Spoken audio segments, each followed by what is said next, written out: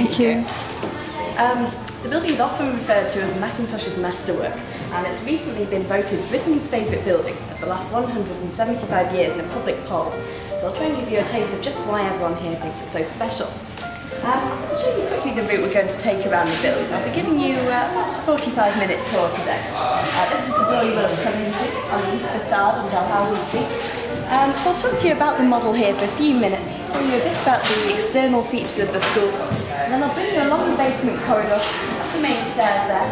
We'll come into the Mackintosh Museum, sort of gallery space there in the centre of the building. Come along the east corridor, up the stairs on that side. Right the way along the top floor, you get some fantastic views out to the south of Glasgow up there. Come down the west staircase, have a look in the Mackintosh Library, and we'll return to the basement to finish up with and take a look in the Mackintosh Furniture Gallery through there. The art school has about 200 original examples of Mackintosh furniture, which is actually the largest collection in the world. So we'll see a few of those around the rest of the building as well. As you may know, this is still a fully working art school. Quite started back for term yet, so not too many students in at the moment. But there are still lots of people working inside the building, so it is a very sort of vibrant place. And we do run tours all the way through the year, so people can come in and visit, even when we do have the students in the building. So I'll just talk to you quickly about the history of the school and show you a few of the features on the outside of the building. It's actually been a School of Art in Glasgow since 1845, but it hasn't always been on this site.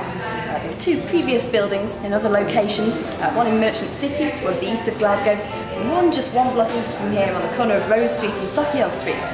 Neither of those buildings were purpose-built art schools, so they maybe weren't the best spaces for the students to work in. In 1885, a very popular new director was appointed to the school called Francis Newbury. He was an Englishman, very charismatic apparently, and he was attracting in lots of new students from all over the place, especially girls who for the first time were being allowed to come and study here. The art school had a very progressive attitude at this point. It was allowing female students in before any of the universities here in Scotland. Lots of exciting changes going on around about then.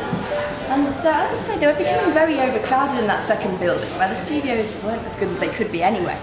So in 1896, Newbury launched a competition to design the plans for a new purpose-built art school. The competition was entered by 11 different architectural firms, and the winner was one based here in Glasgow called Honeyman and Keppie. They still exist today just under the name Keppie nowadays. And the plans for them were produced by a young draftsman, also from the city of Glasgow, called Charles Rennie Mackintosh. Mackintosh at this point was just 28 years old, so a very young designer. He was already showing real sparks of talent, and he designed the building in a very holistic fashion. He didn't just design the exterior of the school, he also designed all the interiors, all the furniture, everything in fact down to the cutlery, the fire iron, tiny details like that. He also created a fully working font or typeface for the school. You can see an example of that just up there. You get this very, very complete and total vision for the school, quite an unusual way of designing. The building was built between 1897 and 1909, and the reason it took so long, they actually ran out of money halfway through the construction process. So in the first 2 years they built this east wing here, the central section, and that cost them £21,000, which was in fact already 50% over budget. A very small budget even for the time, in fact. It took the governors about 8 years to raise enough money to add on that second half, so that was eventually completed between 1907 and 1909. And they also actually asked Mackintosh to amend the plans. He added in this whole new top floor of studios, which wasn't originally planned for. We'll also see how he worked that in an alteration of the original design. The building's very eclectic, so I'll talk to you as we go around about all the different styles and influences you see coming in. We've got elements of the baronial or vernacular style, inspired by traditional Scottish castles and fortresses. So you see we've got this very sturdy feeling sandstone exterior, towers and turrets on the north facade, all around on the east as well. You can almost imagine medieval archers firing arrows in that little slip window there.